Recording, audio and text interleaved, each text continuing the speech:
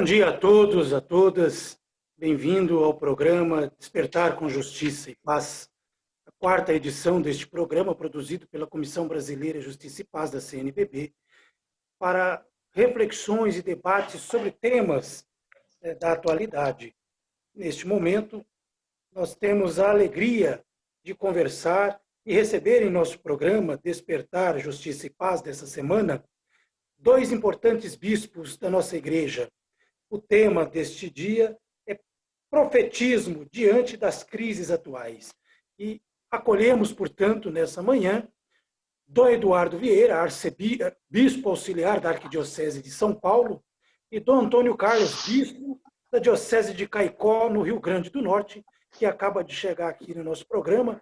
E, desde já, dou as boas-vindas aos nossos dois pastores e vão dialogar conosco nestas horas de programa. Convido a todos vocês a participarem desse importante debate através do chat no YouTube, ao vivo, neste momento, sobre este grande momento que passa o nosso país, esse grande desafio pelo qual passa o nosso país, mas, ao mesmo tempo, nós temos profetismos e protagonistas desse profetismo, sobretudo através da carta ao povo de Deus, que nós fomos surpreendidos nessa semana, que tem repercutido tão bem por todas as redes sociais, em todas as redes dos movimentos sociais, nas rodas de conversa.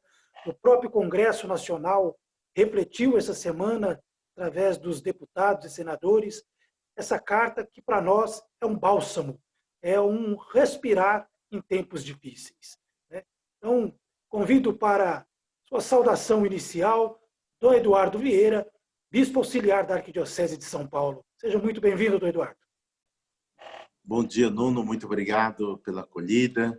Obrigado pelo convite para participar desse programa também. Profetismo, com esse tema, profetismo diante das crises atuais, esse despertar com justiça e paz.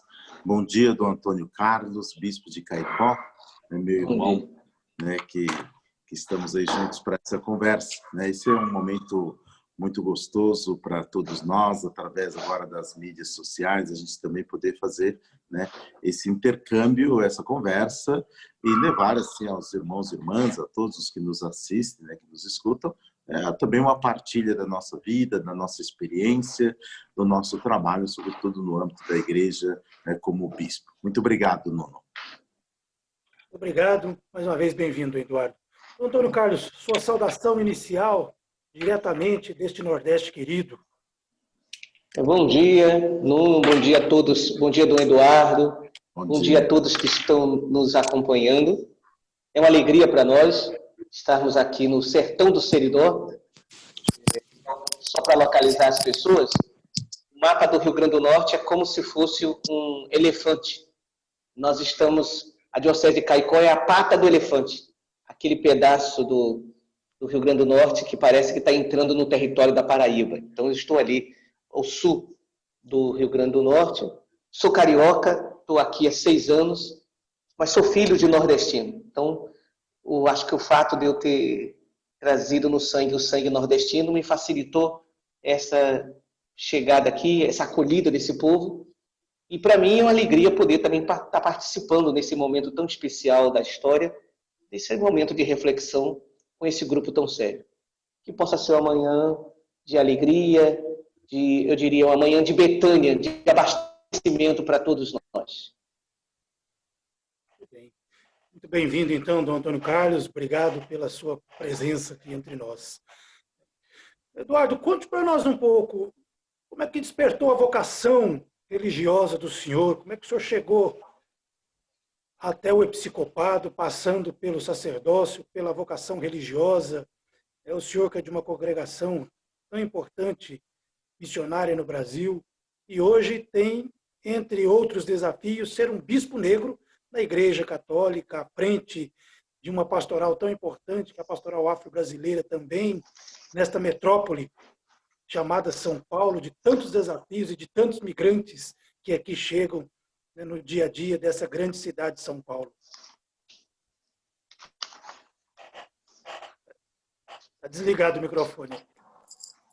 Veja bem, Então, como o Dom Antônio estava dizendo um pouquinho da origem dele, eu também sou de origem de nordestino. Meu pai é baiano ali da região de Bom Jesus da Lapa, né, veio para São Paulo ainda adolescente, né? Aqui encontrou uma mineira, minha mãe, Dona Maria, né, na região ali de Oswaldo Cruz. Se casaram, tiveram os 3 primeiros filhos no interior de São Paulo, de lá foram para o Paraná para colher café. E eu nasci na região de Maringá, bem próximo de Maringá, né, cidade chamada Bom Sucesso, né, aonde naquelas mediações por ali, eu vivi até os 20 anos, né? Nessa idade, então, depois de tanto tempo ali trabalhando nas lavouras, nos mudamos para Maringá, e aonde também trabalhei um certo período, um curto período, né, nas indústrias, e eu resolvi procurar uma congregação para estudar, para ser padre, né? E no ano de 87, então, eu vim para São Paulo, para a congregação de Santa Cruz, né? De origem francesa, e aqui estavam os padres, estão ainda os padres canadenses, bem conhecidos, do famoso Colégio de Santa Cruz, no Alto de Pinheiros, e também os irmãos norte-americanos, né, que têm aqui um bom trabalho, colégio, sobretudo em Campinas, Colégio Notre Dame, né?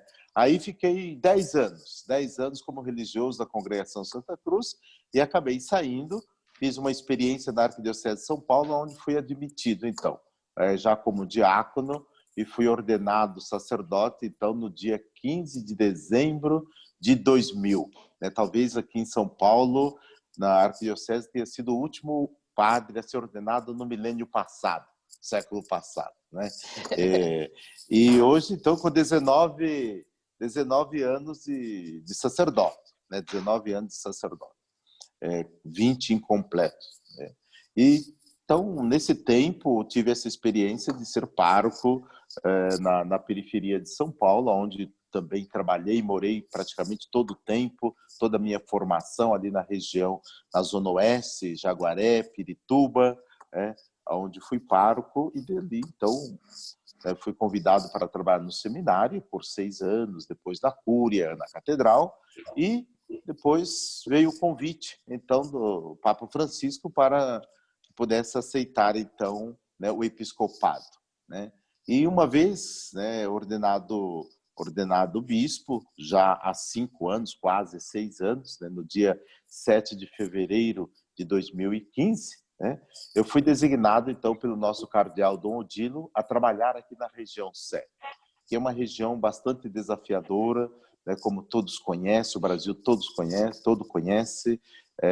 Aqui são mais de 60 paróquias, né, muitas comunidades religiosas, e o grande desafio que nós encontramos com as populações, sobretudo a população de rua, né, a população dos cortiços e imigrantes e tantos outros desafios. Então, nesta conjuntura, né, dentro desse cenário de Arquidiocese de São Paulo, de região episcopal Sé, é que estou exercendo hoje, então, o meu episcopado como bispo auxiliar dessa arquidiocese, diante dessas realidades, desses desafios todos que nos são apresentados aqui nessa metrópole.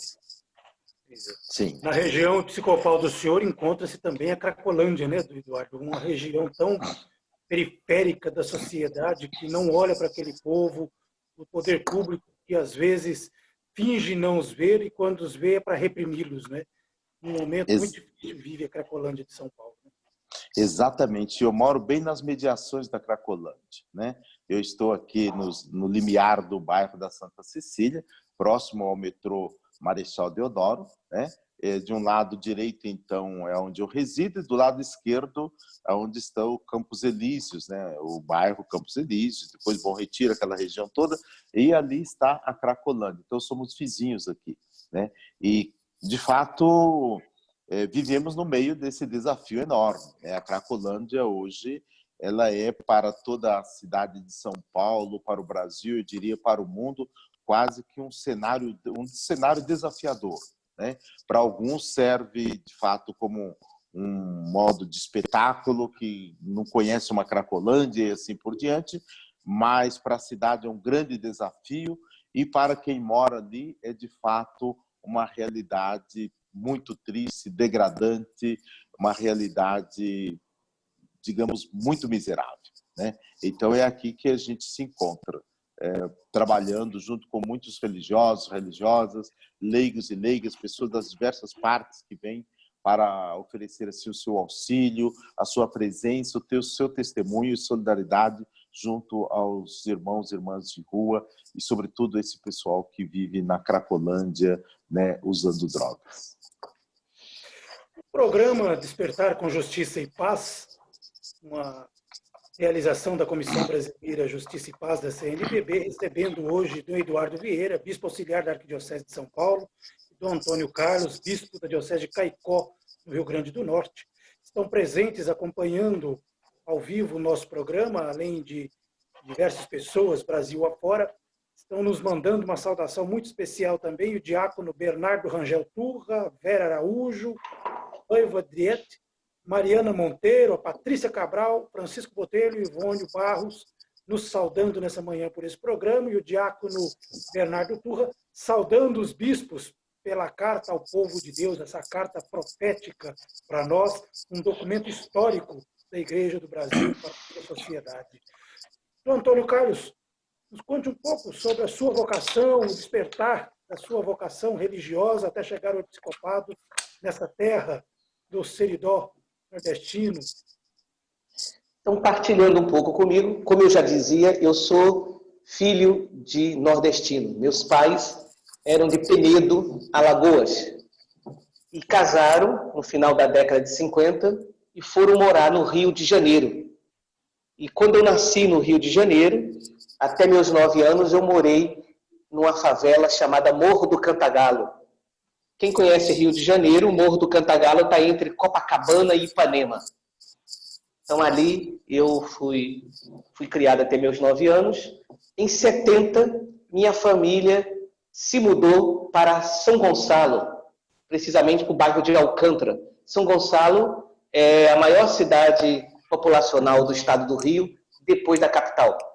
Faz parte do Grande Rio, está colado em Niterói. E até hoje minha família mora lá. É uma cidade semi-dormitório, porque boa parte da vida da cidade do Rio de Janeiro está em função de Niterói e de Rio de Janeiro. Então, eu fui criado dentro desse contexto. A minha vocação ela veio primeiro de berço, né? De família, porque com toda essa influência nordestina, eu venho de uma família muito religiosa. Quando eu era criança, eu dizia que ia ser padre. Mas depois a gente vai crescendo, vai virando jovem, vai esquecendo. E aí, quando eu entrei para o grupo de jovens em 1980, era a época do padre Jorge Boran. Jorge Boran estava começando todo aquele trabalho de renovação da chamada Pastoral de Juventude naquele momento. Foi o momento que eu entrei. E impactado por tudo aquilo que nós estávamos vivendo, tínhamos acabado de viver Medellín e Puebla, né? Sobretudo Puebla, de 79, e eu entrei em 80, eu fui tomando gosto. E voltou a ideia de ser padre. E na minha cabeça eu queria ser padre para a juventude. E assim, em 83, finalzinho de 83, eu entrei para o seminário da minha congregação. Os padres que estavam na região onde eu moro, a minha família, e estão lá até hoje, são os missionários do Sagrado Coração. Que aí em São Paulo eles estão com a Ponte Pequena, e o Santuário das Almas ali na Ponte Pequena, e com a Vila Formosa, Santuário do Nosso Sagrado Coração em Vila Formosa. E também tem uma paróquia mais recente, mas como essa paróquia eu não conheço, eu não guardo o nome. É uma paróquia mais na periferia da Arquidiocese de São Paulo. E aí, eu entrei para o seminário. E nós estávamos vivendo no Brasil aquele momento de abertura política. Fui fazer, a minha congregação fazia filosofia na Baixada Fluminense, Nova Iguaçu, época de Dom Adriano Hipólito.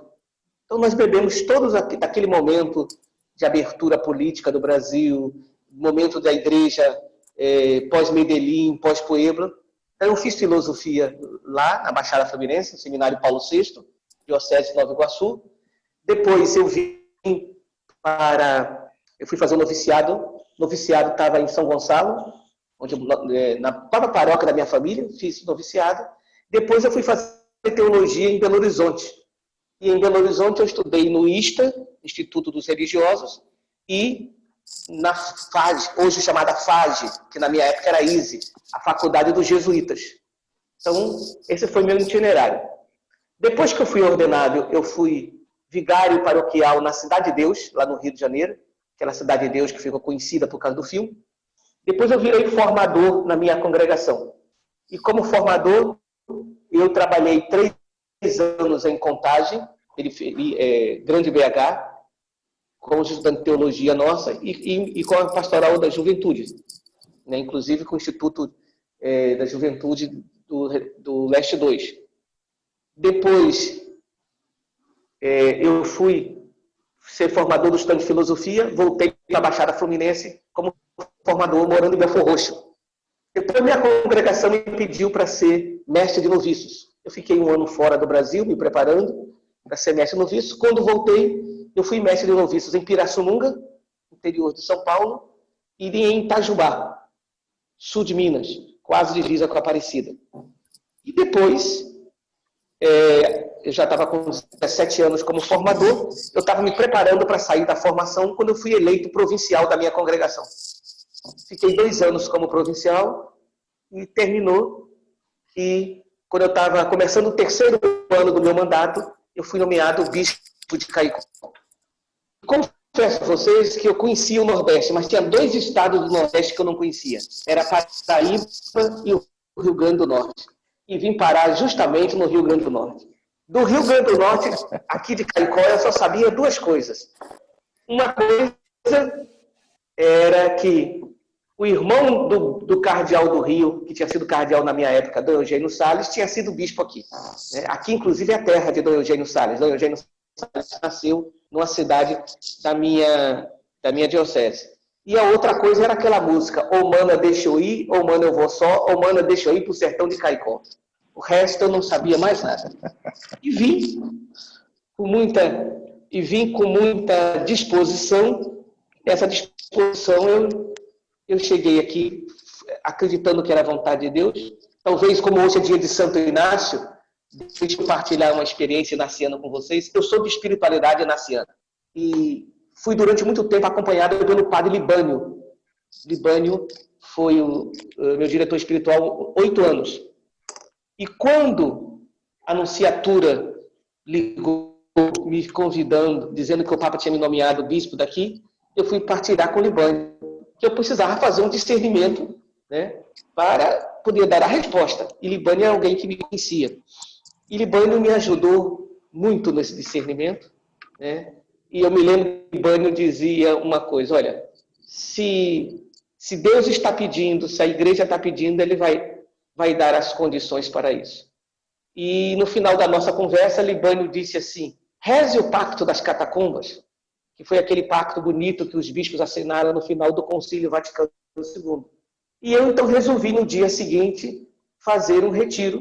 Assim, aí, no final da minha conversa com ele, eu disse, Libânio, a única coisa que eu quero pedir é que você reze por mim. E Libânio disse para mim, eu vou rezar sempre por você. Foi a última frase de Libânio para mim. E aí, no dia seguinte, eu fui fazer um discernimento, numa casa de retiro, e com o texto proposto para o padre Libânio, que era o Pacto das Catacumbas. E quando eu estava rezando, eu recebi a notícia que Libânio tinha morrido. Então, eu falei com ele na véspera. Foi uma das últimas conversas. E aí, diante daquilo, tudo que ele tinha me dito, diante daquela palavra dele, eu vou rezar sempre por você, eu resolvi entender que aquilo era sinal de Deus e disse sim. E vim com essa coragem de quem quer fazer a vontade de Deus e estou muito feliz aqui no sertão do Seridó. Um carioca no sertão do Seridó. Muito bem. E Dom Antônio, viu, Dom Eduardo, é um grande cantor. Espero que durante esse programa ele possa cantar para nós. Não, eu não canto, não. Eu cito música, mas para cantar eu não tenho esse dom, não. Deus não me deu. Eu faço citação de música, mas não consigo cantar, não. Olha, nos acompanham, então, nesse programa Despertar Justiça e Paz, dessa sexta-feira, gente de vários lugares do Brasil, de Porto Alegre, de Brasília, de Manaus, de São Paulo, lá do Rio de Janeiro. E aqui também tem uma pessoa, Vicente Sérgio Brasil Fernandes, que é de Caicó, mora hoje em Brasília, mas é de Caicó e diz que acompanha muito o trabalho de Dom Antônio, manda a ele um abraço e agradece pela carta ao povo de Deus. Então, vem por aí ressoando. Bom, Eduardo, nós estamos vivendo momentos muito difíceis no nosso Brasil neste momento. Não só por essa pandemia que assola o mundo todo, mas, ao mesmo tempo, nós temos crise de diversas naturezas, né? Crise ecológica, crise ambiental, crise humanitária, mas também uma crise política e ética, né? Que há muito tempo vem castigando o nosso país, mas tem se acendido muito fortemente nos últimos tempos, no último período. Carta ao Povo de Deus é uma carta profética, uma carta que nos anima a todos, porque sabemos, nós leigos que somos, sabemos que não estamos sozinhos. Estamos com o olhar da igreja sobre nós, e em especial com o apoio dos nossos pastores, mais de 150 pastores, bispos do Brasil todo, que nos abraçam nesse momento de tanta dor, de tanta angústia, de tanto sofrimento do nosso povo. Uma pequena reflexão sobre a carta ao povo de Deus. Nuno, eu queria, em primeiro lugar, né, dizer que essa carta, né, dirigida, né, ao povo de Deus, assinada por 152 bispos, me parece que tem um reverendo também, administrador apostólico, ela chegou até mim, né, já no finalzinho, no penúltimo dia em que ia ser divulgada, né? O bispo que me telefonou e me passou a mensagem dizendo então que gostaria se pudesse assinar a carta e assim por diante, eu disse sim, né, que assinaria essa carta desde que conhecesse o conteúdo. Então, já de imediato eu tomei a carta na mão, né, li e reli, e achei essa carta formidável, formidável, né? E de tal modo que me orgulho do episcopado brasileiro, né? É uma pena que, de fato, talvez não tenha chegado a todos, ou muitos não queiram ter assinado essa carta e assim por diante, e esses 152 bispos que assinaram acabam representando e falando, de certa forma, né, do que acontece no Brasil, do que está acontecendo, essas crises que, como o senhor mencionou, que estamos passando, né, mas que, de certa forma, acaba não sendo a comunhão da igreja, do episcopado brasileiro, né, como se fosse, de fato, como foi questionado por muitos, que não é uma carta oficial da CNBB. É uma pena, é uma pena. De fato, o senhor dizia, então, dessa pandemia em que estamos vivendo. Isso revela a fragilidade dos nossos governos, né? Seja ele o governo federal, o governo estadual, os governos municipais, assim por diante, essa fragilidade.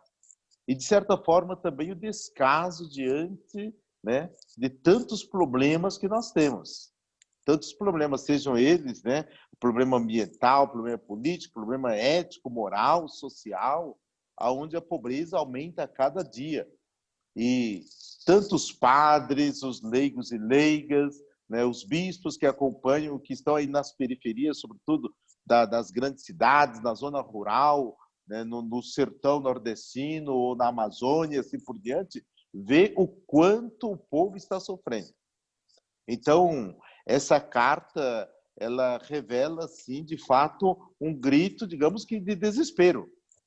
É necessário que as autoridades religiosas, assim como também as autoridades civis, a todos os que têm condições e têm poder, né, para contribuir, têm condições de contribuir no encontro de caminhos sérios, né, para dar uma resposta aos tantos problemas que nós enfrentamos no Brasil, né, que se posicionem, né? Então, essa carta dirigida ao povo de Deus, né, preparada e assinada por tantos bispos, né, revela, de fato, essa sintonia, né, que os pastores, de modo particular, os bispos, têm o compromisso que eles têm para com o povo.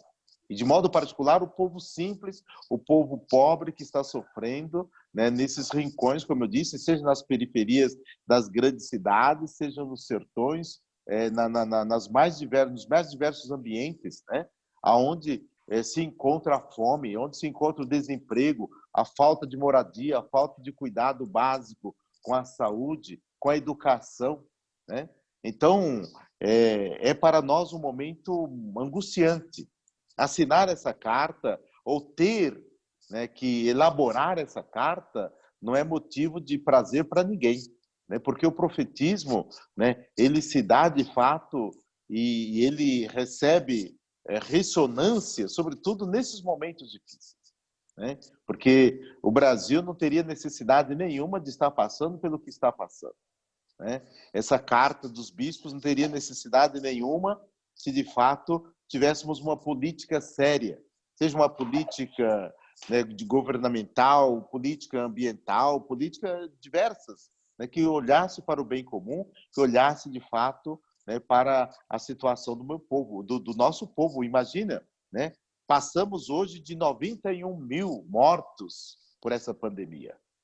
Já estamos na casa dos 100 mil mortos. Não temos um ministro, né, da saúde. E muitos dos nossos governantes ainda tratam essa pandemia, essa situação, né, lastimável de saúde, como se fosse uma gripezinha, ou como se fosse algo que vai ser passageiro, ou com que vamos ter que conviver o resto da vida. Sim, se não tratarmos de fato sério essa questão da pandemia, do coronavírus, nós vamos ter a cada dia dezenas, centenas, milhares de mortos. Isso é algo com que podemos conviver? Não podemos, né? O desemprego, veja o nível que chegou o desemprego no nosso país, nas nossas cidades, sobretudo, né? Então, hoje, ler e reler essa carta e olhar para o cenário brasileiro, olhar para as notícias e, sobretudo, né, encontrar o nosso povo desempregado, pedindo cesta básica, mendigando cesta básica, pessoas que contribuíam até ontem, até poucos dias, né, com outros, agora estão pedindo cesta básica. Estão pedindo dinheiro emprestado, ou seja, doações para comprar gás, para comprar alimento, para comprar isso, comprar aquilo outro, para pagar remédio. Então, e vendo os nossos micros, pequenos empresários fechando seus negócios, né? E não há uma resposta. E de um outro lado, você vê o governo injetando dinheiro nas grandes corporações, nos grandes grupos, né? Liberando de pagamentos tantos que deveriam, de fato, contribuir mais e mais, são isentados de pagamentos. Então, é para nós um momento difícil mesmo, e lastimável, ver o que está acontecendo com o Brasil, um país tão rico, um país tão promissor, um povo tão bom, né, e sério, né, ao mesmo tempo sendo dizimado, né? Então, essa carta, povo de Deus, dirigida ao povo de Deus, assinada por tantos bispos, né, revela, de fato, esse sentimento de responsabilidade, revela essa comunhão, né, que tem entre si e o compromisso com o Evangelho, o compromisso com a vida. E eu queria aqui parabenizar, sobretudo, os autores, né, que eu fui um dos que consignatário que assinei essa carta, mas aqueles que elaboraram essa carta, né, e que tiveram a coragem, então, de tomar essa iniciativa e propô-la a todos. Parabéns, e, de fato, é essa a nossa missão. A nossa missão, de estar ao lado do povo de Deus. Um documento histórico para todos nós. Assim como Dom Antônio estava falando do Pacto das Catacumbas, eu vejo aí também essa carta como um sinal profético, daqueles que assumiram, não por vaidade, não por meritocracia, o serviço que lhes foi pedido, mas que de fato estão fazendo por merecer. Que Deus abençoe. Eu acredito que isso vai marcar um momento, como o senhor está dizendo, um momento histórico da nossa história, do nosso povo. E nos dá muito orgulho. Obrigado. Muito bem. Esse é o programa Despertar Justiça e Fé dessa sexta-feira, refletindo o protagonismo dos nossos bispos do Brasil, mais de 152 prelados do episcopado brasileiro, que nos brindaram com a carta ao povo de Deus, né? E refletindo, então, nesta manhã, o profetismo desta igreja frente aos desafios que estamos vivendo neste momento. O nosso programa está sendo transmitido também pelo portal da SEBS, neste momento, para todo o Brasil. Participa conosco a Neiva Fiorim, do Foz do Iguaçu, no Paraná, Daniel Seidel, nosso secretário executivo da Comissão Brasileira de Justiça e Paz, que saúda a presença de Dom Eduardo e Dom Antônio Carlos neste momento. Participa também conosco, lá direto de Itajubá, Dom Antônio Carlos, a Gisele de Fátima Monteiro Leite, que manda uma saudação especial ao eterno Padre Maristelo. É meu apelido. Que é um apelido de PJ. A minha irmã é Maristela e me chamava de o irmão da Maristela, virou Maristelo. Só voltou o nome de batismo quando saiu a nomeação episcopal. Mas durante 30 anos, todo mundo me chamava de Padre Maristelo. Mas chamar Dom Maristelo é pecado ou não? Continua. Não! Dá tudo na mesma coisa. Então, Gisele de Fátima, siga feliz com o seu Dom Maristelo agora também. Olha. Além de padre, Dom Maristelo. Também, olha, lá diretamente da cidade de Manaus, temos também aqui participantes conosco nesta manhã, né? Patrícia Cabral, mandando um abraço, participante da Fé e Política, Porto Alegre também presente. Tem gente aqui de todo o canto do Brasil acompanhando o nosso programa nessa manhã. E saudando, sobretudo, o protagonismo dos senhores bispos com a carta ao povo de Deus. Uma carta histórica, parabenizando a todos que assinaram esta carta. Dom Antônio, nós temos no Brasil também várias faces presentes, né, que formaram a sociedade brasileira, não só os imigrantes que vieram de fora, mas, sobretudo, também aqueles que vieram de vários lugares deste país para diversos estados, para irem construindo a história da nossa sociedade brasileira. Eu e Dom Eduardo vivemos aqui em São Paulo, sabemos que São Paulo é a cidade das mil faces. Aqui nós temos gente de todos os cantos do mundo, e em especial do país, mas um contingente muito grande. São Paulo é a maior cidade negra do Brasil, fora da África, né? Em números absolutos, a maior população negra do país concentra-se na cidade de São Paulo. Mas nós temos também um desafio muito grande interno dentro da própria igreja, com esse tema racial e com esse desafio, né, que a gente vê hoje ao longo da história. Começou lá nos anos 80 com os APNs, depois veio caminhando com a Pastoral Afro, e a gente hoje ainda percebe um desafio muito grande, o tema racial no interior da igreja. Como é que o senhor vê hoje esse protagonismo? Temos 40 bispos, em torno de 40 bispos negros na igreja e mais de 100 padres negros presentes na igreja, uma quantidade enorme de religiosos e religiosas negros, mas o tema da negritude, da fé e da negritude, a partir daquele olhar que tinha o nosso querido Padre Toninho, Padre Batista, profetas da nossa negritude na igreja, ainda a gente vê como um grande desafio nos bastidores da igreja. Como é que o senhor vê hoje sendo um bispo negro na igreja católica? Olha, o tema, primeiro, fazendo um comentário, você falou que São Paulo é o estado do país que tem a maior população de origem afro. Eu digo, talvez seja um dos maiores estados nordestinos, né, com a presença significativa de pessoas do Nordeste ou com origem no Nordeste, né? Eu mesmo, minha mãe era branca e meu pai era negro. Eu, por parte de pai, eu sou bisneto de escravos. E possivelmente um escravo da igreja. Porque meu avô paterno foi criado pelo provincial dos franciscanos aqui do Nordeste, o último provincial antes da reforma dos franciscanos aqui. Então, é um contexto. Então, eu carrego essa história de negritude. E quando a gente fala da história da negritude, minha gente, nós falamos da história dos pobres e de todas as pessoas excluídas.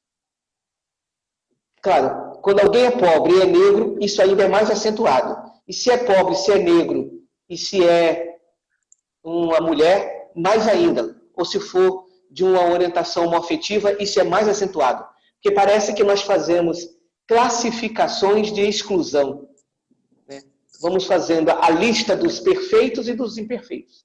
E quando nós falamos da negritude, nós temos essa situação que é presente em toda a sociedade, todo esse movimento que nós estamos vivendo, Vidas Negras Valem ou Vidas Negras Contam. Né? É um movimento que tem nos ajudado a perceber que a gente precisa avançar muito. Eu creio que a gente já avançou. Eu lembro, por exemplo, quando eu comecei a ter contato com esse tema da negritude, eu estava acabando a filosofia. E a igreja estava se preparando para a campanha da fraternidade de 88, que era o ano do centenário. Era o ano do centenário, mas a igreja então resolveu fazer uma campanha sobre o tema da negritude. Vocês vejam que a campanha da fraternidade, exceto essa, sempre foi nacional. O mesmo tema e o mesmo lema para todo o Brasil. Naquele ano, a campanha da fraternidade teve um racha. Por exemplo, aí todo o Brasil celebrou o lema da CNBB, que era ouvir o clamor deste povo, e a Arquidiocese do Rio permaneceu com o mesmo tema, mas substituiu o lema, foi várias raças, um só povo, porque não concordava um pouco com a maneira como o senhor estava olhando o tema da negritude. Então, para vocês verem, com isso não vai nenhuma crítica à Arquidiocese, mas com isso percebe-se como é um tema tão delicado, que na hora que a gente começa a trabalhar, e o Rio de Janeiro é também um lugar que tem uma população maciçamente negra, nós sabemos que as 3 cidades que mais receberam negros no Brasil foram Salvador, Rio e São Luís, do Maranhão, né? E você vê como é que isso gera entre nós dificuldades. Eu acho bonito quando diz, olha, nós temos 40 bispos negros, mais de 100 padres negros, com certeza esse número está muito defasado, temos muito mais. Mas o problema, mais do que a pessoa ser negra, eu diria, é ter consciência negra. Porque eu posso ser uma coisa e posso não ter consciência que sou aquilo. Quando a gente vê Paulo Freire, por exemplo, aquele psicanalista Hélio Pellegrino, eles afirmavam muito que o risco, muitas vezes, é do oprimido introjetar o opressor. O que eu popularmente chamo de síndrome de Chica da Silva. O que é síndrome de Chica da Silva? Chica da Silva introjetou a senhora, aquela escrava que se casou com um grande senhor de pedras preciosas lá na região de Diamantina, e ela se tornou senhora. Mas como senhora, ela tratou as outras escravas da mesma forma. Então a gente corre esse risco. Não basta falar da cor da pele. É preciso falar de um processo de consciência. Eu tomo consciência dessa história, de um povo que eu pertenço, a história que eu carrego. Eu tenho consciência da percepção que esse povo ainda é muito marginalizado quando nós vamos aos presídios. Por que a população, maciçamente dos presídios, a população negra? É porque negro é marginal? Ou porque no nosso país a justiça é justiça geralmente para os pobres e os negros significam uma parcela significativa do meio dos pobres? Né? Então nós precisamos começar a pensar nesse processo. Acho que uma outra coisa que nós precisamos refletir é sobre as feridas que nós introjetamos. Sartre tem uma frase, se não é dele, pelo menos sempre foi atribuída a Sartre. Sartre diz, não importa o que fizeram de mim, o que importa é o que eu fiz com aquilo que fizeram de mim. Então todos nós sabemos que nós que somos descendentes de negros, de um jeito ou de outro, nós carregamos também as feridas de todos os negros da história. Porque ninguém chega na história sozinho. A gente chega, não para repetir a história, mas a gente chega carregando uma história.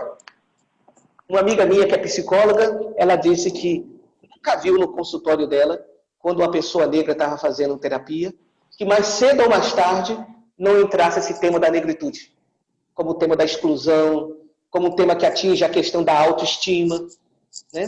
Então, hoje eu me pergunto muito como nós podemos trabalhar na população negra as feridas que nós carregamos. Por quê? Não só para suavizar as feridas, e só isso já seria uma coisa nobre, mas eu acho que tem um desafio maior. Porque a gente sabe que há uma lei interna humana, qual é? Eu firo por onde eu fui ferido. Se a minha ferida ela está aberta, ela não está cicatrizada, a minha tendência qual é? É repetir. Se eu fui excluído, a minha tendência é excluir. Se eu fui... Veja aí, por exemplo, quando a gente vê os casos de pedofilia. Uma grande corrente de psicólogos tem dito que a maior parte das pessoas que são abusadores foram pessoas que foram abusadas. Não quer dizer que todo mundo que foi abusado vai virar um abusador, mas a maior parte dos abusadores são pessoas que foram abusadas. Eles estão ferindo por onde eles foram feridos. Então, como ajudar a curar essas feridas para que a gente não reproduza, para que a gente não vire Chica da Silva? E aí, na hora que a gente vai ocupar os lugares de poder, como nós vimos há pouco tempo, a gente reproduz a casa grande. Né? É o escravo que é cooptado pela casa grande. Na linguagem espiritual, é o que nós chamamos de redenção. Como a gente pode se libertar disso? Eu estive, há uns 2, 3 anos atrás, visitando alguns países da África, e me surpreendeu muito no Benin, quando eu vi aquela porta, a porta do não retorno, de onde saíam escravos para o Brasil. Rapaz, de falar isso até hoje me arrepia.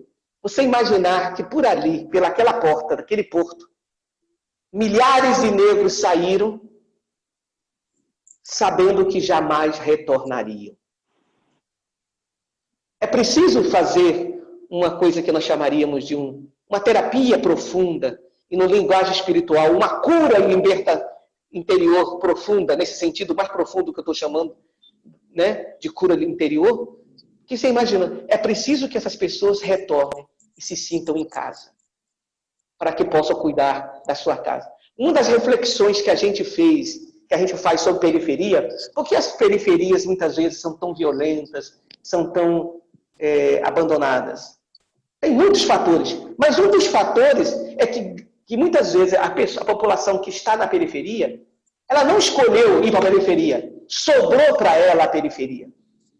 A pessoa não se sente em casa. Não se só em exclusão. Imagina gerações e gerações que não conseguiram retornar à sua casa. E quando eu falo retornar à sua casa, não estou falando só de um território, estou falando retornar a seu lugar como pessoa, se reconhecer como pessoa, como filho e filha de Deus, muito amado por Deus. Por isso, mais do que a gente falar do número de pessoas negras, é número de pessoas que têm consciência da história negra e que precisam fazer esse processo de curar feridas, de encontrar no Evangelho o caminho da redenção, para que, em vez de a gente ferir por onde a gente foi ferido, a gente possa curar por onde a gente foi curado. Você sabe que uns anos atrás eu visitei alguns países africanos também, e o último deles foi o Senegal. E aí, lá em Dakar, eu visitei a Ilha de Gorée. Uhum. A Ilha de Gorée é muito marcante, porque foi dali que partiu o último navio negreiro para o Brasil. E olhar aquele mar gigante, né, aquele Atlântico imenso, e pensar e rememorar o que foi a travessia daquele povo, alguns que chegaram, mas outros tantos que não conseguiram chegar aqui, que foram jogados ao mar. Né? Então, o que liga o Brasil e a África hoje é um grande oceano de ossadas, né? Uhum. E a gente precisa, nós que sobrevivemos a tudo isso, e estamos aqui todos os dias ainda sobrevivendo, precisamos refletir muito sobre justamente o que Dom Antônio diz, não basta ser negro, tem que saber o que significa ser negro. Né? Isso é muito importante para nós, essa reflexão. Ora, temos muitas participações aqui, E o Eucrésio Ribeiro diz: esta igreja que a carta expressa é a verdadeira igreja de Jesus. O Papa nos ensina que os pastores precisam carregar o cheiro das ovelhas. O padre Thierry Linardi, nosso querido padre Thierry, manda uma saudação muito especial aos dois bispos que nos brindam hoje no programa Despertar com Justiça e Paz. Temos outras participações aqui importantes das Alagoas, Valdice Gomes nos saudando, também Antônio Banhara, aqui de São Bernardo do Campo, nos saudando. Que bom ver uma igreja na defesa daqueles que sofrem injustiça. Bom dia, um grande abraço ao Banhara. O Daniel nos envia o seguinte comentário: o tema do programa é o profetismo, e Dom Antônio pode falar sobre esse conservadorismo como um temporal. Se pudesse pedir para explorar com Dom Antônio, seria muito bom com base bíblica. E aí, Dom Antônio? Vamos lá, então, né? Porque o nosso tema é justamente o tema do profetismo.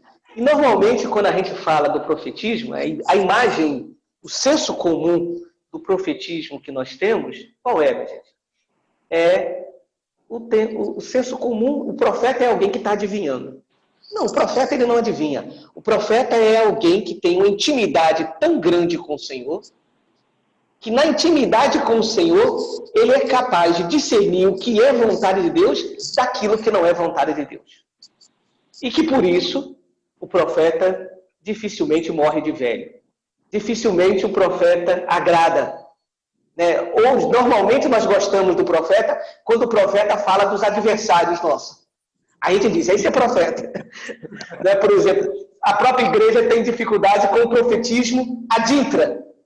Quando alguém questiona a própria igreja, por exemplo, quando o Papa Francisco, no lugar dele como Papa, questiona a maneira como nós estamos vivendo, por exemplo, aqueles 15 pecados da Cúria Romana lembrada pelo Papa, com certeza gerou um desconforto. Mas é o Papa Francisco exercendo a função de profeta, que é de todos nós. Porque pelo batismo nós somos configurados a Cristo e assumimos a tríplice missão de Cristo: sacerdote, profeta e pastor. Uma carta como essa que você está mencionando, ela tem uma dimensão profética. Não só porque ela está apontando os erros, e nessa hora, sejamos claros, aquela carta aponta os erros que muitas entidades já estão apontando. Sejam entidades de direita, de esquerda e até de direita. A grande mídia nacional também tem dito aquilo. O diferencial é o que move aqueles bispos ao dizerem isso. É a intenção. Estamos sendo movidos pelo Evangelho. Ai de mim se eu não profetizar. Ai de mim se eu não evangelizar. Então, por isso, gente, a primeira coisa a gente precisa tirar essa ideia de que ser profeta é falar mal dos outros. Não. Falar mal dos outros basta ser fofoqueiro. As fake news... É verdade. As fake news estão aí. E não tem nada de profetismo. Não tem nada de profetismo. Agora, outra coisa é quando você sente um imperativo do Evangelho que diz: eu não posso me calar diante dessa situação. Papa Francisco, quando naquela celebração profunda, pesada, diríamos assim, pelo peso da celebração, tivemos aquela celebração no dia 27 de março, na Praça de São Pedro vazia, a Itália vivendo o pico da pandemia, e ele pregando sobre aquela passagem de Marcos 4, 35 a 41, a tempestade, uma barca com os discípulos, no meio de uma tempestade, e os discípulos morrendo de medo, e Jesus dormindo. E Jesus dormindo. A pergunta que eu faço é, também nós estamos numa tempestade. Um amigo meu que é bispo, ele diz que nós temos uma pandemia e um pandemônio. A pandemia está aí, e o pandemônio é esta confusão de fake news, de governo federal e governo estadual que não se articulam, e agora, chegando às eleições municipais, cada um perguntando quais são os dividendos que podem tirar, e o povo e a saúde pública vai sobrando. vai ser usado de uma forma ou de outra. Então, diante de uma pandemia e de um pandemônio desse, nós podemos dizer como os discípulos: mestre, não te importa que morramos? Né? Castro Alves dizia: Senhor Deus, o desgraçado, onde estás que não responde? Né? Poesia clássica, navio negreiro, né?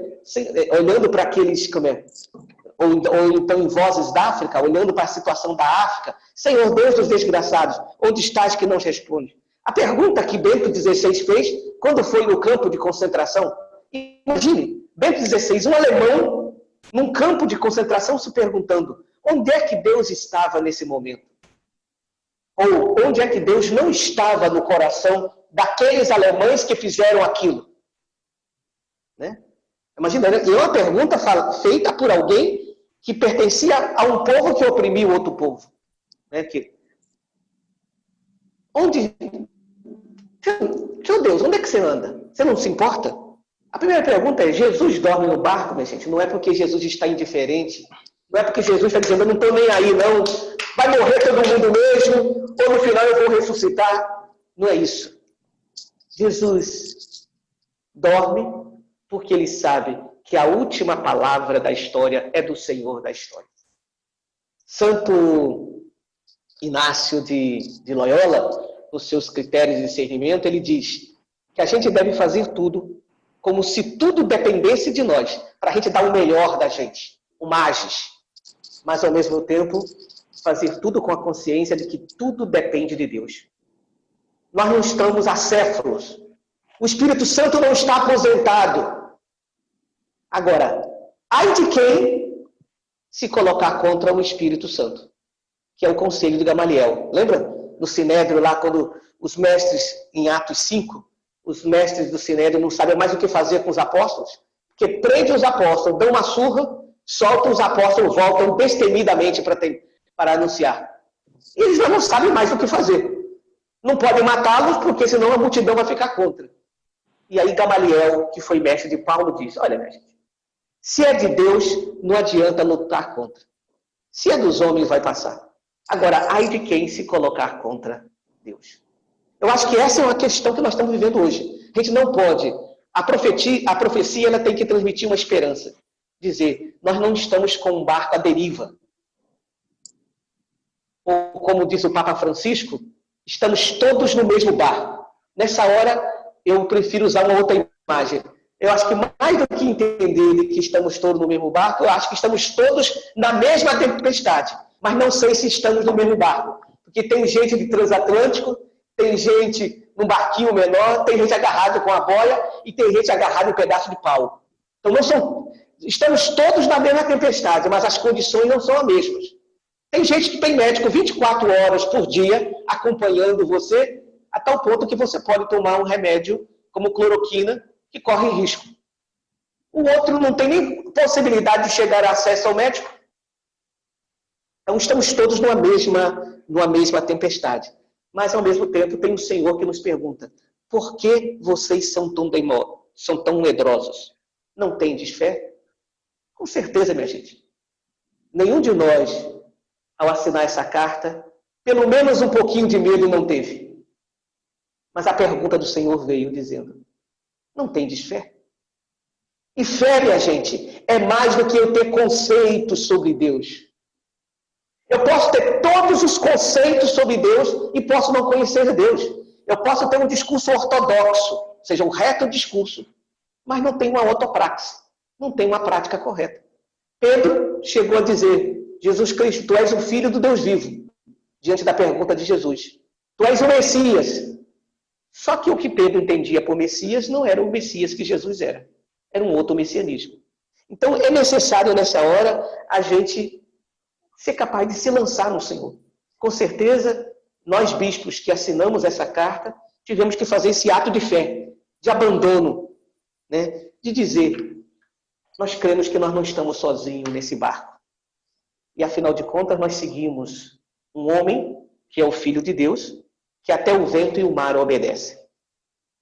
Talvez uma imagem que a gente pudesse, para eu poder concluir o meu pensamento, uma imagem que a gente precisa nesse momento, minha gente, é, nos cristãos militantes, despertar a experiência de fé e de amor de Deus que as pessoas têm. Para que Jesus não fique uma teoria. Papa Francisco gosta de citar muito uma frase de Bento XVI, quando Bento XVI diz: Jesus Cristo não é uma ideia, não é uma teoria, é uma pessoa. Ou a gente tem uma experiência afetiva, não estou falando emotiva, uma experiência afetiva, e quando eu falo afetiva é que me afeta de Deus. E essa experiência vai me possibilitar viver essa entrega chamada fé, vai me possibilitar essa esperança e o amor com tudo que é dificuldade, ou a gente afunda nesse momento. Há uma música do Fagner que eu acho que expressa isso, né? Já que vocês estavam pedindo uma música, me veio agora a imagem do Fagner, chamada Espumas ao Vento. Eu vejo naquela música Espumas ao Vento um diálogo entre Deus e a humanidade, que muitas vezes olha para a sua fragilidade na tempestade e diz: nós estamos afundando. O nosso pecado é maior. Vejam, por exemplo, a primeira parte da música diz: sei que aí dentro ainda mora um pedaço de mim.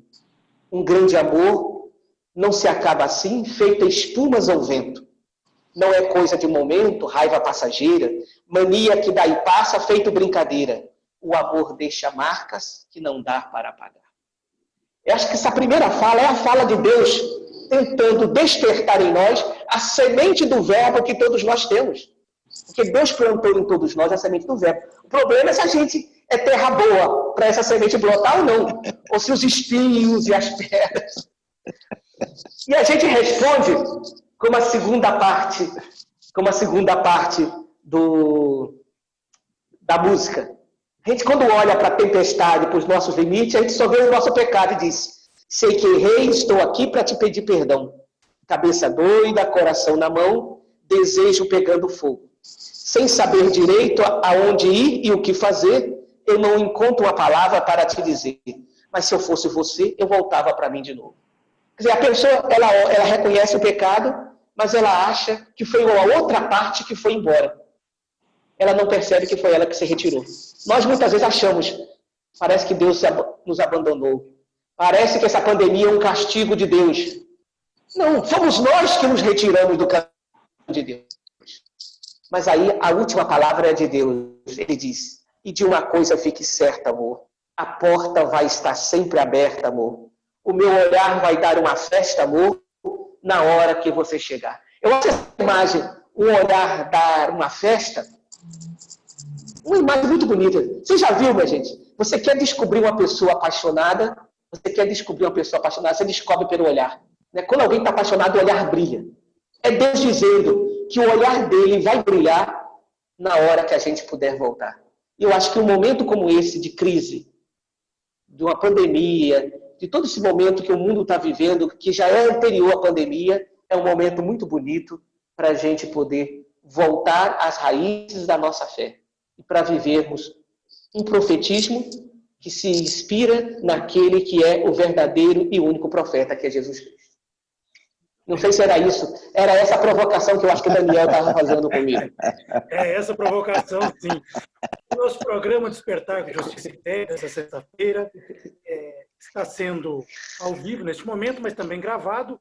E ele fica na nossa página no YouTube, na página da CBJP no YouTube, para que possa depois ser reproduzido, retransmitido para todos que queiram, porque nós estamos tendo, neste momento, nessa manhã de sexta-feira, como diz a Terezinha Toledo, profetas, os nossos dois bispos profetas, e a profecia tem que trazer esperança, tem que nos trazer esperança. Bendito seja o profetismo dos senhores Dom Antônio e Dom Eduardo, diz a Margarida Onofre. Lá de Goiás, a Neuza Batista nos parabeniza, nos saúda nessa manhã. E a Maria de Carvalho Mendonça nunca tinha visto essa música por esse ângulo. Parabéns, Dom Antônio. Olha aí, tá vendo? O senhor não canta, mas encanta através da letra das músicas. Eu pego carona na voz dos outros. bem. Eduardo, nós fomos surpreendidos nesses dias, ontem e hoje, principalmente, com um manifesto de apoio aos bispos do Brasil por cerca de 1.158 padres. Né? 1.158 padres que subscrevem um manifesto apoiando a Carta ao Povo de Deus neste momento. Nós estamos já em curso no Brasil a 6ª Semana Social Brasileira. A palavra que o senhor nos traz, né, a partir desse grande tema fundamental para os excluídos, para os pobres, marginalizados, né, na voz do Papa Francisco, trazendo para nós como grande desafio esse tema do teto, terra e trabalho. O senhor iniciou nosso programa falando de milhares de desempregados no país hoje, quantas pessoas, né, aí no centro de São Paulo, sem teto, né, os desafios dos moradores de rua, mas a gente vê também na 6ª Semana Social Brasileira um ambiente de profetismo, um ambiente de construção de um novo céu e uma nova terra para todos nós. O senhor pode nos falar sobre essa 6ª Semana Social? Nuno, primeiramente eu queria dar parabéns a Dom Antônio, né, pela sua poesia, seu modo encantador. Como é bom ouvir o senhor, Dom Antônio. Parabéns, parabéns. Obrigado, Eduardo. Então, o profetismo, como o Dom Antônio bem colocou, né, é para todos nós uma graça. Né? Corresponder, ou seja, responder ao chamado de Deus, né, na nossa vida, e com autenticidade, com fidelidade, é de fato uma graça. A 6ª Semana Social Brasileira se encaixa muito bem, né, dentro desse aspecto, né, porque ela nos leva a refletir os grandes desafios, né, que nós estamos vivendo na sociedade e na igreja. Na sociedade e na igreja. O senhor falava muito bem, né, nessa perspectiva da teto, terra e trabalho, né, que é um grande problema social, né, mundial, onde afeta tantas e tantas pessoas, tantas e tantas famílias, né, e que, de certa forma, revela para todos nós a fragilidade, como se diz, né, como eu já dizia também, dos nossos governos. Né?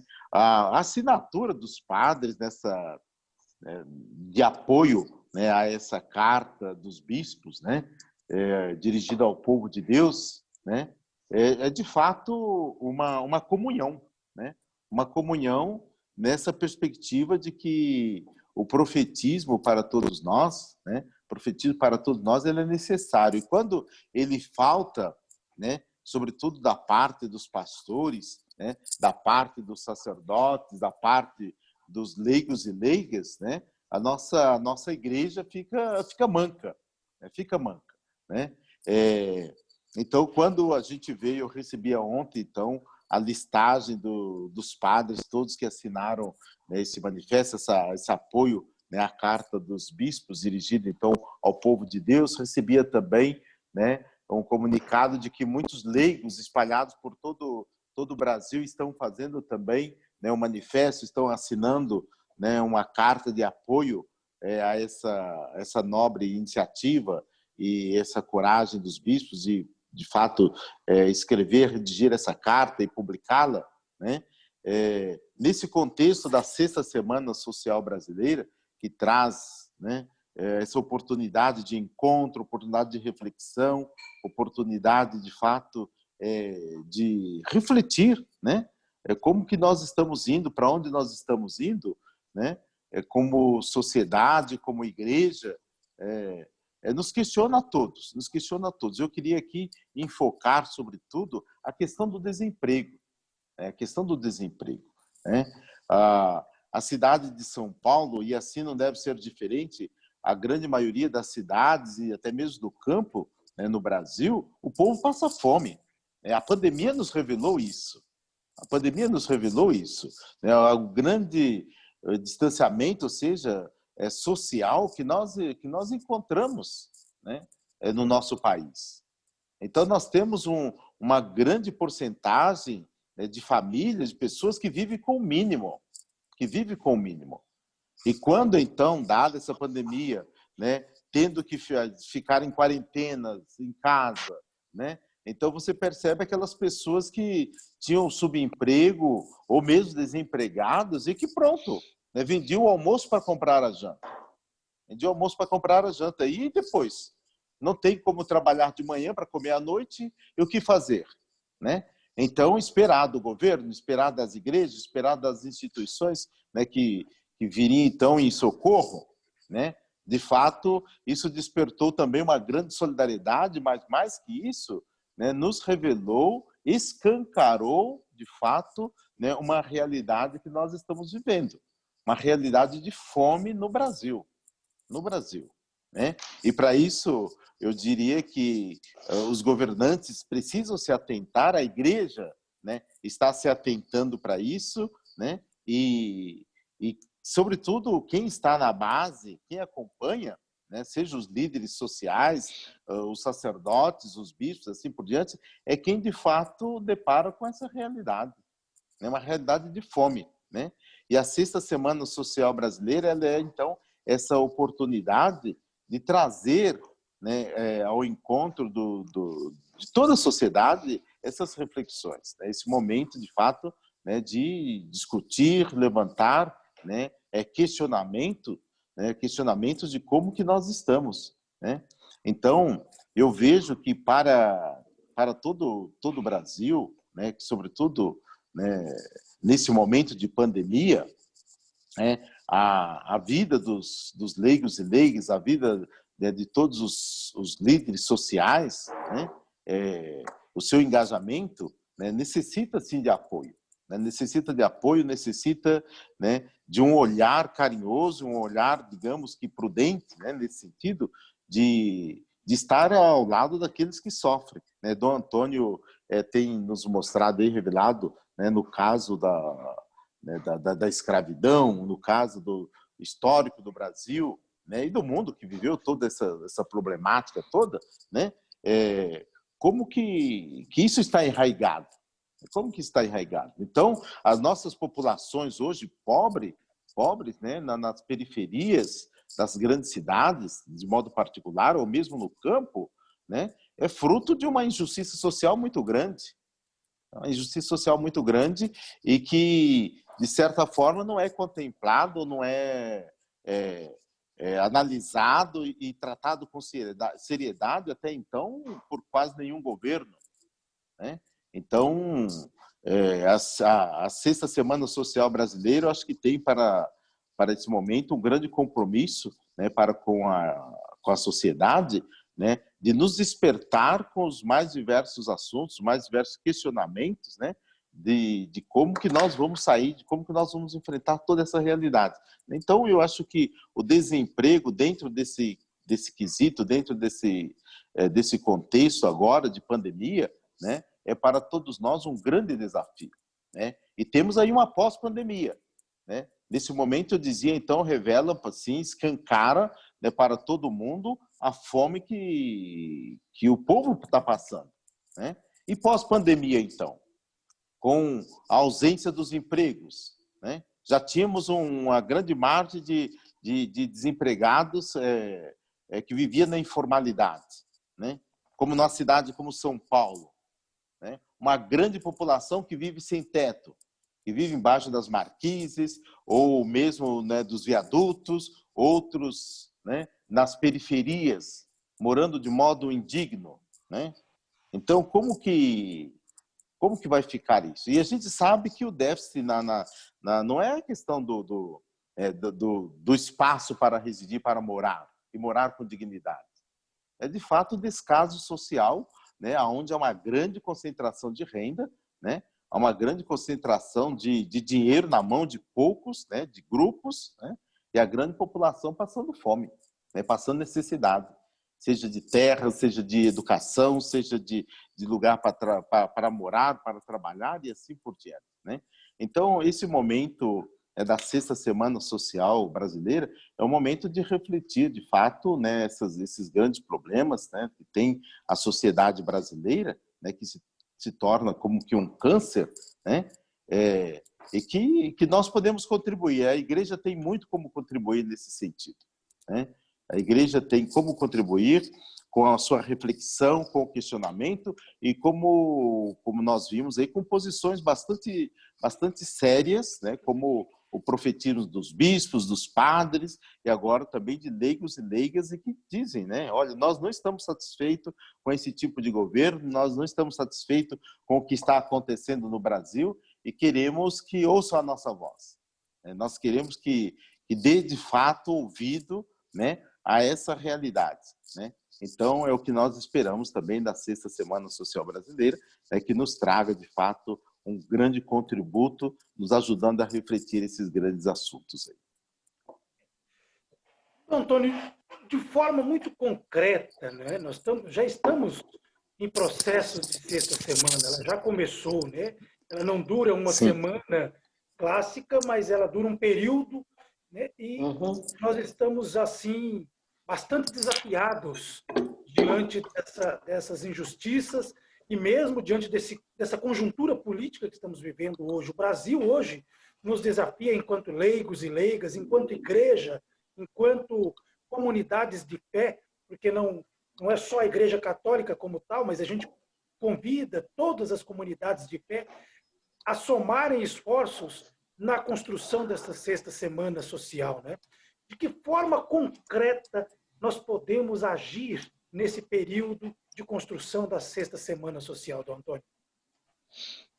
Eu acredito, Nuno, que um primeiro passo é a gente começar a desconstruir esse clima de polarização que a gente vive, que é um clima que eu digo, tem algo de real, mas tem muita coisa de artificial.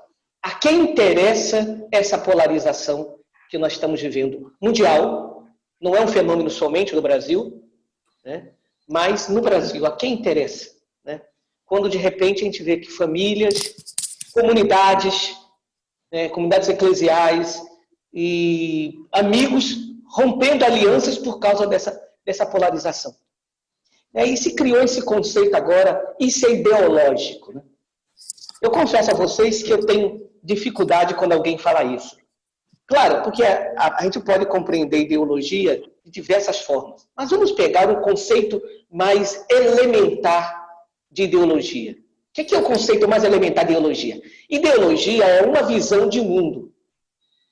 Se ideologia é uma visão de mundo, todo mundo tem uma visão de mundo. Logo, todo mundo tem uma ideologia. A grande pergunta não é se tem ideologia ou não tem, porque todo mundo tem. A pergunta é saber se a ideologia que eu tenho é compatível com o Evangelho ou não. Se a visão de mundo que eu tenho é compatível com o Evangelho ou não. Então, eu acredito que precisamos ajudar a crescer nessa reflexão, e aí o combate às fake news, né? Por exemplo, acho que a gente precisa... Eu lembro quando o PT nem tinha assumido ainda era a época do Fernando Henrique Cardoso, Frei Beto já escrevia falando da questão da crise ética que estava vindo aí, inclusive na esquerda. Quer dizer, a gente precisa nessa hora repensar a questão dos princípios e dos valores inegociáveis. Não vos canseis de fazer o bem. Não vos canseis de fazer a coisa correta. Por exemplo, quando nós estamos discutindo uma questão como essa de saúde, nós não estamos discutindo porque somos a favor ou contra esse presidente. Estamos discutindo porque temos mais de 90 mil pessoas mortas. Graças a Deus, o número de pessoas que se recuperaram. Mas a gente não pode agora partidarizar isso. Porque a quem interessa essa partidarização? Com certeza não interessa aqueles que estão sofrendo. Então, eu acho que uma contribuição que a gente pode dar é ajudar isso. Depois, uma outra contribuição, eu particularmente, eu acredito muito naquilo que o Papa Francisco já defendeu, inclusive numa reflexão dele para o Dia Mundial da Paz, na não violência ativa. E ele vai lembrando pessoas que marcaram a história da não violência ativa, como Gandhi, como Dom Helder Câmara, como Martin Luther King lá. Ou seja, se a gente sonha, e é possível tornar esse sonho realidade, o surgimento de uma sociedade nova, e ela é possível, né? Com certeza ela terá que vir a partir de posturas éticas, de princípios inegociáveis, do respeito à dignidade humana. Por exemplo, quando fala da ideologia, Paulo Freire dizia, o problema não é se eu tenho ideologia, não, é se a minha ideologia ela é includente ou excludente. Se ela é pensada para alguns e marginalizam a grande, ou se eu proponho incluir a todos. E o evangelho, por si só, ele inclui a todos. Você vê, Jesus não exclui a ninguém. Acabamos de passar agora, aos domingos, as parábolas do reino de Deus. São todas propostas de includentes, né? Então, eu acredito que, junto com essa reflexão de terra, teto e trabalho, a grande contribuição nossa é a gente colocar isso. Porque essa reflexão também pode ser feita por outros irmãos que não têm fé. Qual é o diferencial que aqueles que têm fé, ou seja, qual é a contribuição que aqueles que têm fé podem dar nessa reflexão junto a tantos outros homens e mulheres de boa vontade que podem professar outra fé, não têm fé? É trazer esses princípios, que são princípios inegociáveis da fé cristã, porque são princípios inegociáveis da humanidade. Não nos esqueçamos que o Deus que nós acreditamos é o Deus encarnado. Santo Irineu, no século II, ele vai dizer que o maior louvor para Deus é que o homem tenha vida. Então, por isso, todas as vezes que a gente promove o homem aonde o homem tem que chegar, é o maior louvor, maior do que qualquer celebração que nós estamos fazendo. Porque nós estamos ajudando o ser humano chegar aonde ele teria que chegar, aonde ele foi sonhado por Deus. Então, eu acredito que uma grande contribuição que a gente possa dar, porque nós não somos, essa contribuição de teto, terra e trabalho, não é uma coisa só da igreja. Quantos movimentos sociais estão aí? E eu digo, a grande contribuição nossa talvez seja somar a isso esses princípios, que eu diria que são princípios evangélicos humanitários. Porque são humanitários, são evangélicos. E porque são evangélicos, são humanitários. Bem. Bom, vou pedir, nós estamos caminhando já para o último momento do nosso programa Despertar com Justiça e Paz, desta sexta-feira, e vou pedir aos dois bispos que nos brindam hoje com esse debate tão importante sobre o profetismo, para que possam trazer para nós apenas um trecho, um pequeno parágrafo da Carta ao Povo de Deus, um pequeno trecho que eles entendem como elementar, o que mais chamou a atenção de vocês, o que fica de mensagem central para nós nesta festa de Santo Inácio de Loyola, o dia de Santo Inácio hoje, para nós como profetismo, como missão, como esperança, né? Esse tempo de esperançar, como costuma dizer muito o nosso secretário Daniel Seidel, estamos num tempo de esperançar. Então, qual foi o trecho da carta que vocês destacariam como mais elementar e importante para nós na visão dos senhores bispos, evidentemente na visão de Dom Antônio e de Dom Eduardo, né, que fica como uma grande mensagem para nós neste momento. Lembrando a todos vocês que o programa Despertar Justiça e Paz acontece todas as sextas-feiras, a partir das 8 horas da manhã. Esse programa é conduzido pela Comissão Brasileira Justiça e Paz da CNBB, em parceria com o portal da SEBS também, vai ao vivo, então, para todo o portal SEBS.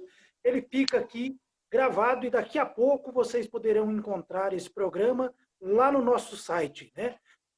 justiçapaz.com. Você poderá acessar o programa e distribuí-lo, revê-lo, entender o que é mais elementar deste programa para cada um de nós e, sobretudo, fazer uma reflexão nas suas comunidades de base, nos seus grupos de reflexão, né, no seu movimento social, porque esse é o intuito, é o objetivo deste programa Despertar com Justiça e Paz. Trazer, todas as sextas-feiras pela manhã, uma mensagem de esperança, de solidariedade, mas, sobretudo, de nos convocar à missão além fronteiras, né? Esta igreja em saída, a qual nós somos chamados e provocados o tempo todo pela igreja, é um dos objetivos desse programa, Despertar com Justiça e Paz. Então, Dom Eduardo, nas suas considerações finais, qual é o trecho que o senhor mais se empolga neste momento da carta, nos traz como um desafio, como uma missão, como uma mensagem de esperança e solidariedade neste momento? Ô, Dono, logo no início da carta, ela faz um relato, então, de como se encontra, né, o cenário brasileiro, né, toda essa situação que nós colocamos, né, de dificuldades, de morte. E a carta diz o seguinte, né, em um dos trechos: essa realidade, né, não comporta indiferença. Essa realidade não comporta indiferença. É dever de quem se coloca na defesa da vida posicionar-se claramente em relação a esse cenário, né? Então, na nossa conversa aqui, sobretudo o Antônio colocou diversos aspectos, né? A carta relata muitos aspectos negativos da política, da questão social e assim por diante, e os bispos afirmam, então, que diante dessa realidade, ela não comporta indiferença. Então, os bispos, os padres, os leigos e leigas, aqueles que apoiam, de fato, uma tomada de posição, não pode ser indiferente diante desse contexto de morte em que estamos vivendo. Somos a favor da vida e vida em abundância. Essa é a minha consideração. Amém. Dom Antônio.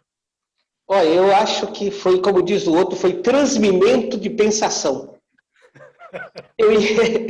Nós não combinamos nada, eu nem sabia que você iria fazer essa pergunta sobre a carta, estava abrindo a carta aqui, mas era o trecho que veio à cabeça, justamente isso.